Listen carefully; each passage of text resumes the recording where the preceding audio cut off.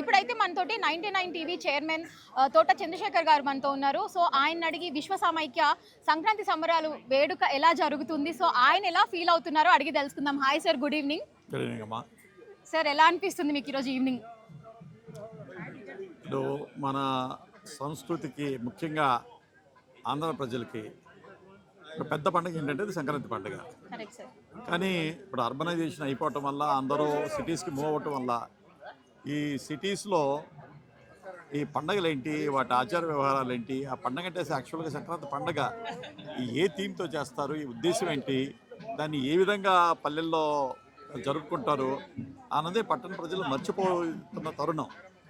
ఇటువంటి తరుణంలో విశ్వ సమాఖ్య వాళ్ళు ఈరోజు ఇక్కడ హైదరాబాద్లో శిల్పారామంలో మన పల్లెల్లో ఏ విధంగా అయితే మనం సంక్రాంతిని మనం సెలబ్రేట్ చేసుకుంటామో అవన్నీ ఇక్కడ సమకూర్చి అన్ని ఈవెంట్స్, ఆ ఈవెంట్ మొత్తంలో అన్ని విషయాలు మనం సంక్రాంతి, అది భోగి కానివ్వండి, సంక్రాంతి పండుగ కానివ్వండి, కనుమ కానివ్వండి, పల్లెల్లో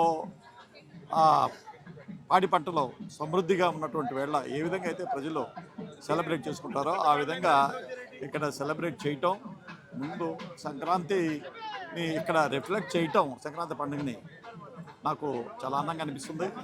దానికి నేను విశ్వ సమాఖ్య వాళ్ళందరినీ నేను మనస్ఫూర్తిగా అభినందిస్తున్నాను. ఈ పండగ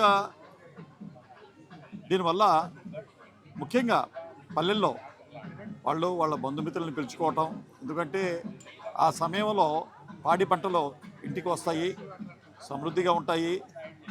వాళ్ళ పిల్ల పాపలతో వాళ్ళు వాళ్ళ బంధుమిత్రులతో చక్కగా సెలబ్రేట్ చేసుకుంటారు సంక్రాంతిని.